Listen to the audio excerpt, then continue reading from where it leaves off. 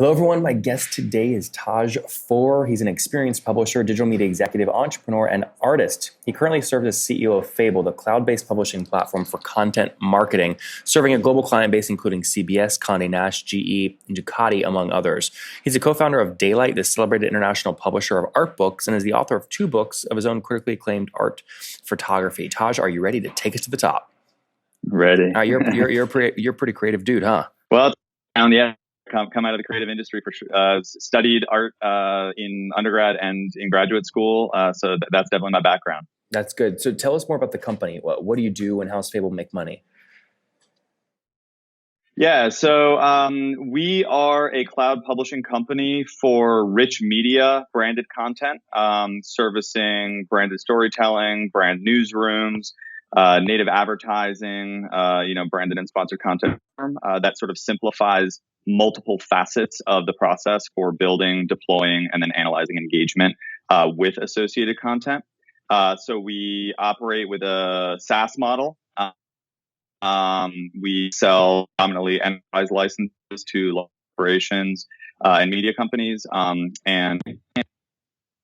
Taj, it's a pure play SaaS model, or are there professional services, setup fees, things like that on top?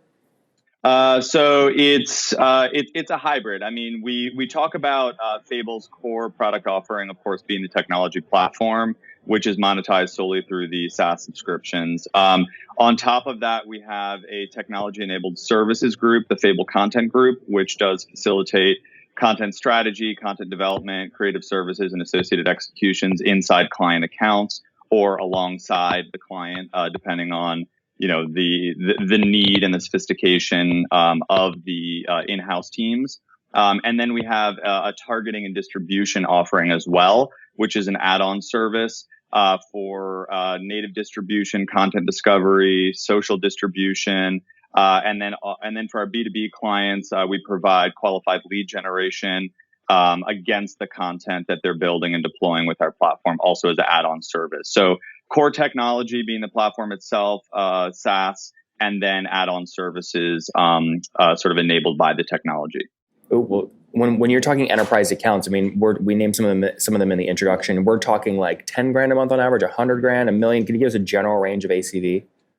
Yeah, so I mean, it really depends on the enterprise, of course. I mean, when we sell into a really large brand portfolio, we're talking about multiple brands operating on the account. To give you some framework, we typically charge a $60K annual SaaS fee per group using the platform. Okay, Tosh, so let's move.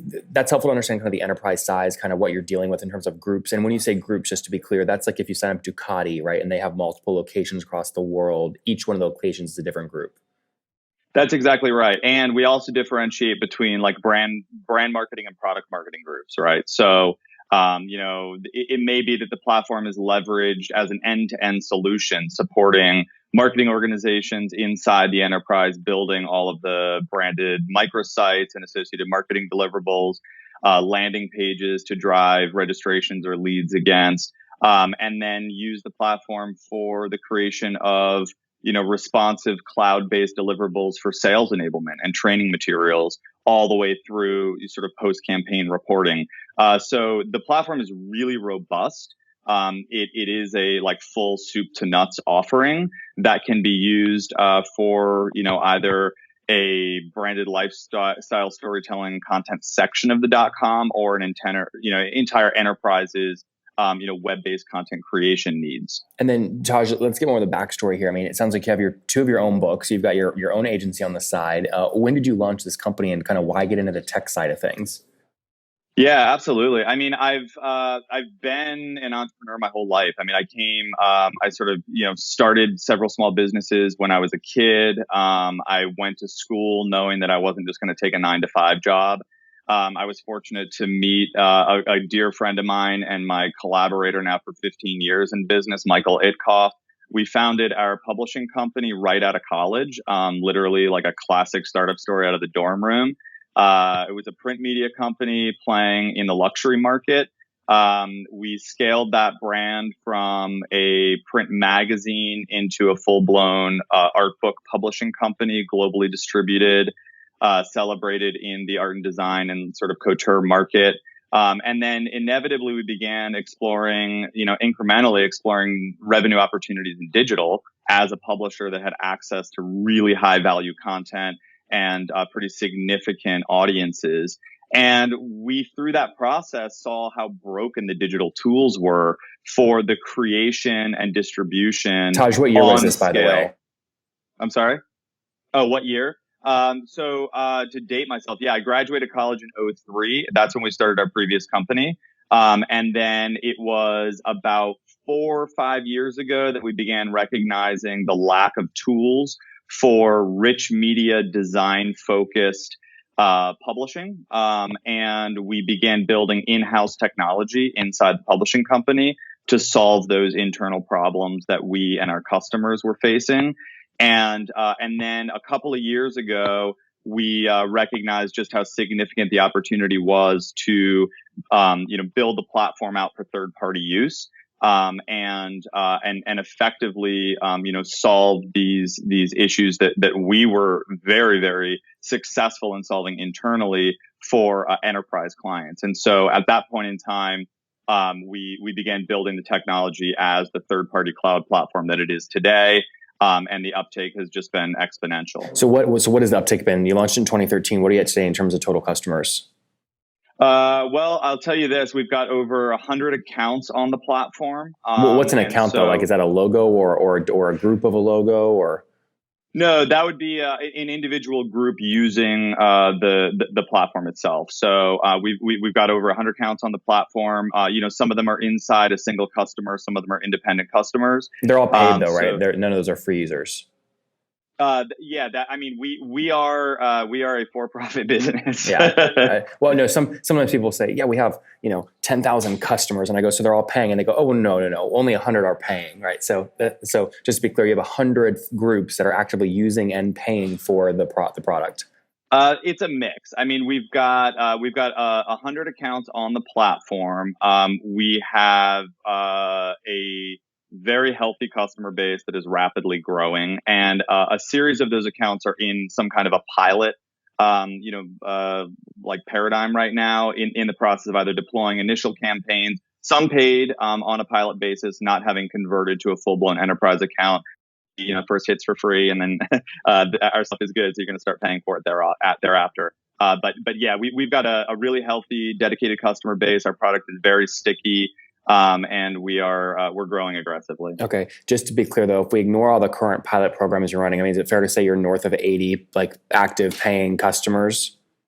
I would say that we're north of 50 active accounts on the platform. I could certainly get back to you with the details. No, that's okay. I just wanted a minimum. So just to be clear, you got about 50 that are active, they're paying, they loved you for a while. You've got another 50 that are piloting right now. Some are free pilots, some are paid pilots, and that's where you get the 100 number from.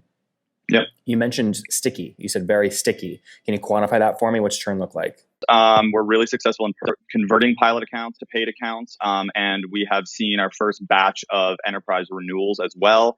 We've seen substantial expansion from our customers where we might get in through one brand group, and then the product performs so well for them that we pretty quickly expand into other areas of the organization. Does that look like? I mean, are we talking like 120% year over year or 200% year over year? What's expansion look like?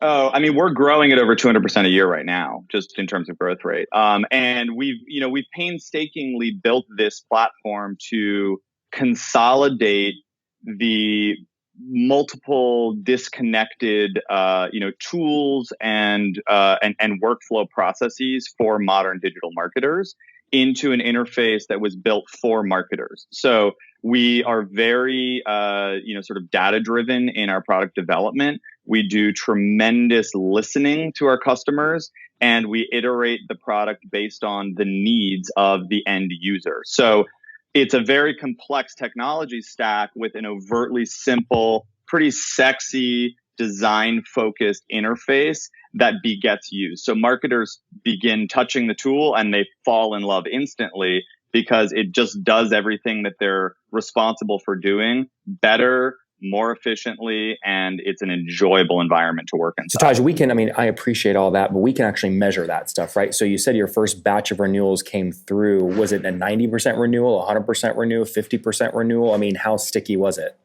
We saw 100% renewal from all of our initial contracts. Yep. Okay, that's great. Okay, so 100% renewal. And then have you bootstrapped the company or have you raised?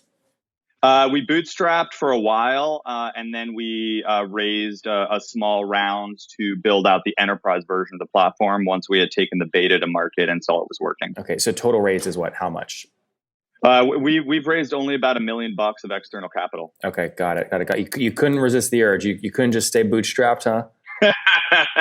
Other people's money is just too sweet. Yeah, I hear you. And it sounds like you're doing well, right? I mean, at 50 customers, you said earlier, minimum, and each group paying $60,000 ACV, I can just multiply that, and you guys are doing, you're north of 250 grand a month now at this point, right? Yeah, we're pretty bulletproof about sharing our revenue, being an early stage company, but we're off and running and not shutting off the lights anytime soon. That's for sure. Yeah. Sorry, Taj. Just to be clear, those are numbers that you gave me. You said 50 minimum groups paying, and then you said earlier in the interview that it was a 60 grand ACV. So I'm just multiplying those two. Are one of those numbers wrong? We get deals done when we need to get them done. So often we'll discount it. So I'm not going to give a specific number, but yeah, you're in the ballpark. Okay, got it. So that general ballpark. And then I want to give you credit for the growth because it seems like you're growing super fast. So 200, let's assume you're doing, call it 250 grand right now per month, 200% year over year growth. I mean, you were doing what? Just 50 or 60 grand about a year ago? Yeah, we were doing less than that a year ago. Okay. Yeah. So that's obviously super healthy growth. And is most of the additional revenue coming from expanding accounts when you're renewing them or adding brand new pilot accounts? It's a hybrid of both. We can only extract so much revenue out of an existing customer unless we have sold into, let's take a CPG brand.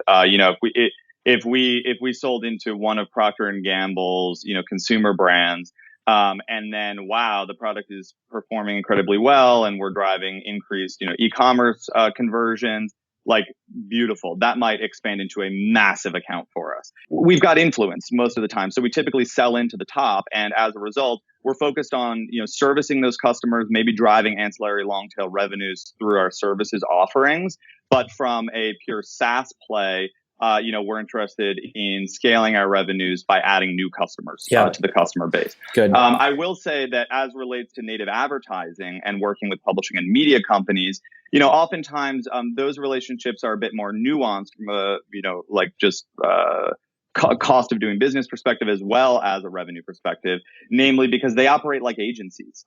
So, the internal custom content groups within the large publishing companies, they're producing, problem-solving solutions for their clients executed through content that is distributed against the audience that the client has interest in reaching, right? And so as a result, their financial models often preclude them from paying for SaaS licenses. So there are two sides to that coin for us. One, we might not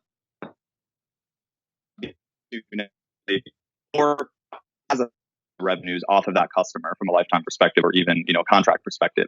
But what we can do is drive unlimited revenues if we're successful in getting inside that business, receiving a price per campaign published fee, establishing a minimum so we can forecast against that. And those accounts actually do require a fair amount of ongoing cultivation simply because that's how they work. And we know that we can make a lot more money off of those accounts when we're inside them actively driving volume usage. So Taj, I don't mean to cut you off, but we're running out of time here. Some quick questions to wrap this up. Team size today, what are you at? We've got just over 22 people. I think it's 24 as of a new design team we just brought on. And where are you guys all based? We're New York and San Francisco for the most part. Okay. CAC, what are you spending to acquire these new customers fully weighted? So including any sales team, content people, things like that. Low. A lot of our growth, our CAC is really low, actually. A lot of our growth is organic. There's a tremendous amount of sort of word of mouth marketing. And to be honest, we've never done a big global marketing campaign. We never had our big, here we are, here's our party. I totally get that. But of your team of 22, how many of them are marketing people, sales people, content people? We have a lot of product people. We've got a sales and biz dev team totaling 7. Okay. And then we've got a product and design team that effectively comprises the rest of the company. So we're very product focused, and we're a mean and lean group. Yeah. I mean, so look, a team of 7 on sales and business development, assume a minimum salary of 60 grand. I'm sure they're probably more than that if you're in New York and San Francisco, but that's 420 grand a year right there. That is basically you'd put into your fully weighted CAC. I mean, your equation there, right? So like, I mean, maybe a better question to ask is like, how quickly do you like to recover your capital on a new group paying you? Yeah, that's a good question. Yeah, I mean, I guess all paths lead to Rome, right? So we try to maintain an 80% profit margin on our customer accounts. Let's put it that way. And then we also do a really good job of incenting our biz dev and sales team to align against wins. So we provide commissions to everyone that's doing BD and sales for us. Yeah. And we provide additional sweeteners for the larger accounts. So that if there's attribution and we drive, significant growth inside those accounts, that attribution, originated with the rep, that brought that account in. So, yeah. But Taj, just to be clear, gross margin wouldn't account for CAC stuff, right? Because CAC is like stuff that's below the line. That's not server costs and, pricing fees. So I'm just curious, like you have a $60,000 first year ACV. Do you generally spend up to that amount to acquire the customer and you have a 1-year payback? I mean, what does the actual data look like? Oh no, it's much better than that. No, I mean, so what is it? I mean, like, I'm just saying you're much better. I don't know what that means, right? So like, well, no, I mean, we try not to spend more than 20K acquiring a 60K account. Got it. Perfect. So no more than 20K CAC. And that means your payback period is significantly less than, 6 months, which is great. That's healthy. Cool. All right, let's wrap up here, man, with the famous 5. Number 1, what is your favorite business book? Oh man, it changes, but right now I'd say it's Getting Naked by Patrick Lencioni. Okay, number 2, is there a CEO you're following or studying right now? I've actually been dipping into the Steve Jobs archives recently, watching some of his early product release videos, and getting a new perspective on his leadership. Kind of fresh eyes on that. It's been interesting. All right, number 3, what's your favorite online tool for growing the business besides your own? Pipedrive. Number 4, how many hours of sleep do you get every night? Oh, at least 8. That's good. And what's your situation? Married, single, you have kids? Married with kids. How many? Not wives, 2. Kids. All right, 2. 2 kids, 1 wife. 2 kids, 1 wife. All right, and how old are you? I am 36. All right, last question, Taj. What do you wish your 20-year-old self knew? Year-old self knew that shit is never easy. There you guys have it. Stuff is never easy from Taj. He launched his company Fable back in 2013 after building his own publishing arm, publishing books, staying in the creative space. He decided to jump into software. They've since raised about $1 million with a team of 22 in New York City and San Francisco to help really enterprise clients do content at scale and really manage at scale, monetize at scale. They've got 50 paying customers doing around 200 grand per month right now in revenue. That's up 200% year over year. Taj, congrats, man, and thanks for taking us to the top. Thanks so much. Appreciate it.